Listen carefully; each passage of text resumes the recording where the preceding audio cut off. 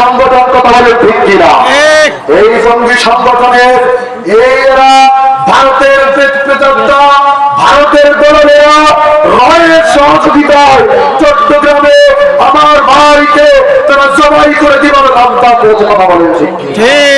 আমি আজকের আলোচনা ইন্টারনেটের মাধ্যমে অন্তর্বর্তী সরকার ডক্টর ইউনূস সচিবের ঘোষণা দিতে চাই, সময়ের ভিতরে এই সন্ত্রাসী সংগঠন ইসকনকে জঙ্গি সংগঠন ট্যাগ লাগাবেন, কথা বলেন ঠিক কিনা?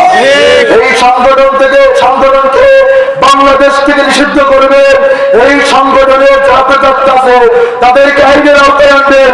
প্রকাশ্যে দিবালোকে বীর চত্বরের ময়দানে তাদেরকে জবাই করতে হবে, কথা বলেন ঠিক কিনা? যদি সেইটা না করা হয়, বাংলার ইসলাম প্রিয়তমা জনতা তারা দল বলে গিয়া, মত বলে গিয়া আমার ভাইয়ের হত্যার প্রতিশোধ দিলে, কথা বলে। আমরা দল ভুলে যাব, আমরা মত ভুলে যাব, আমরা আমাদের অ্যাডভোকেট ভাইয়ের সাইফুল ইসলাম আলী ভাইয়ের হত্যার প্রতিশোধ দিব ইনশাআল্লাহ, কথা বলে। কে কে রাজি আছেন দুই হাত ধরে আল্লাহকে দেখা। শুনেছেন আপনারা হুদায়বিয়ার সন্ধি, আল্লাহর নবী বিশ্বনবী স্বপ্ন দেখলেন তিনি হজ করতে যাবেন। সাহাবায়ে কেরামদেরকে নিয়ে তিনি হজের জন্য রওনা দিলেন। হজ করতে যাবেন, পথিমধ্যে আল্লাহর নবী বিশ্বনবী হযরত ওসমানকে পাঠালেন, কাফেরদের কাছে যাও, ও ওসমান তুমি চলে যাও, খবর নিয়ে আসো তাদের অবস্থা কেমন, পরিস্থিতি কেমন, আমরা তো হজ করতে যাব, ওই জায়গার পরিস্থিতি কেমন, তুমি সেই খোঁজটা নিয়ে আসো। হযরত ওসমান চলে গেলেন, কাফেররা হযরত ওসমানকে আটকে ফেললো, বলেন না নাউযুবিল্লাহ, জোরে বলেন নাউযুবিল্লাহ। হযরত ওসমানকে আটকে ফেলা হল। আল্লাহর নবী শুনতে বললেন, আমার সাথী, আমার সমর্থক, আমার দলের জাতি ভাই মুসলিম ভাইকে কেউ কেউ বলেছে হত্যা করেছে, কেউ কেউ বলেছে আটক করেছে। আল্লাহর নবী মাহরাম অবস্থায় যখন হজের জন্য প্রস্তুতি নিলেন, ওই সময় নখ কাটা পর্যন্ত নিষিদ্ধ, কথা বলে ঠিক কিনা? ঠিক কিনা বলে? হজের সময় নখ কাটা নিষিদ্ধ, চুল কাটা নিষিদ্ধ। ওই মাহরাম অবস্থায় আল্লাহর নবী যখন শুনতে পারলেন আমার মুসলমান ভাইকে আটক করেছে, আল্লাহর নবী ইহরাম ভেঙে ফেলে আল্লাহর নবী বললেন, যেই সময় নখ কাটা নিষিদ্ধ, চুল কাটা নিষিদ্ধ, যেই সময় খুন খারাপি নিষিদ্ধ, কোন প্রকার মারামারি নিষিদ্ধ, ইমানদার ভাইয়ের উপর আঘাত এসেছে, এই কথা শোনার সঙ্গে সঙ্গে আল্লাহর নবী মাথায় কাপড় বাঁধলেন। কাপড় বেঁধে সাহাবীদেরকে বললেন, আমার ওসমানকে জীবিত অথবা মৃত অবস্থায় ফিরিয়ে আনবো, আর এই ওসমানের উপরে আঘাতের প্রতিশোধ নিব, তারপরেই হজ করতে যাব। চিৎকার দিয়ে বলি আল্লাহু আকবার। আমার ভাইকে মারবে, আর আমি ঘরে বসে, মসজিদে বসে, খানকায় বসে আমি তাফসীর দানা দেখবো, আর মানুষের বাড়ি বাড়ি গিয়ে মুরগির রান দাওয়াতে যাবে, দাওয়াত দিবে, মুরগির রান খাবো, খানকা খুলে গরুর বিরিয়ানি, গরুর ডেক পাকানোর জন্য বসে থাকবো। এটার নাম ইমানদার হতে পারে না, ঠিক কি? ইমানদার কথা, ইমানদারদের উপর যে আঘাত আসবে, ওই আঘাতের প্রতিরোধ করা, এটা ইমানদারের দায়িত্ব, কথা বলে। আজকে ইমানদাররা আজকে আমরা আমাদের ভিতরে, আমাদের নিজের ঘরে বিভক্ত হয়ে গিয়েছি, যার কারণে আজকে মুসলমান নিধন হচ্ছে, কথা বলে।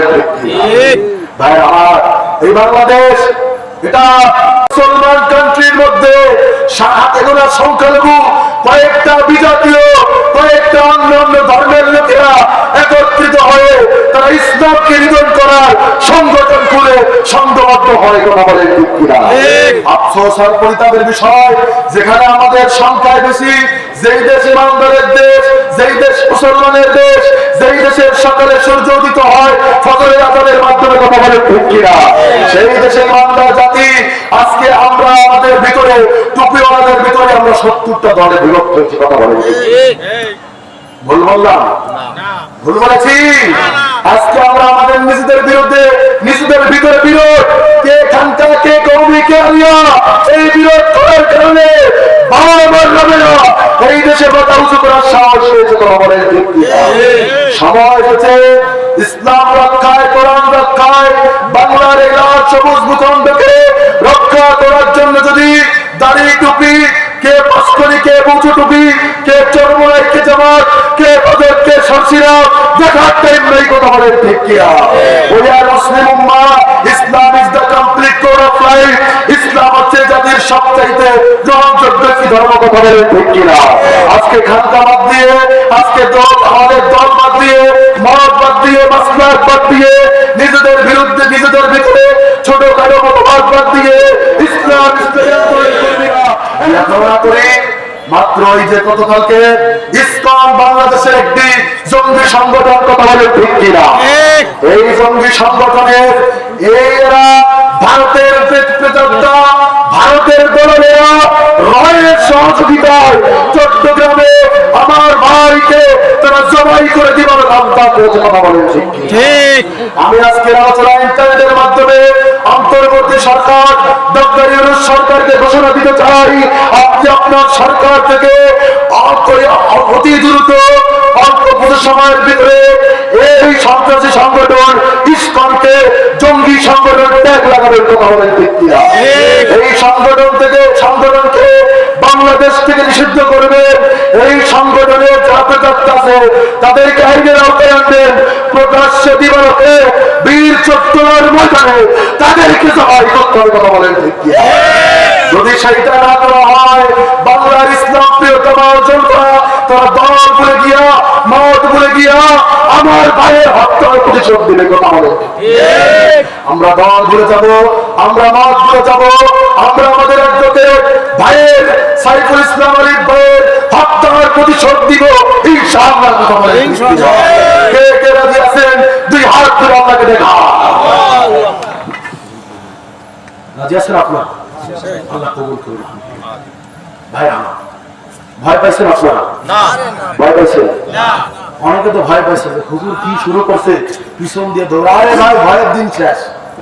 কথা বল না, এখন আর মাহফিলের স্টেজে স্লিপ দেওয়ার ক্ষমতা কেন নাই?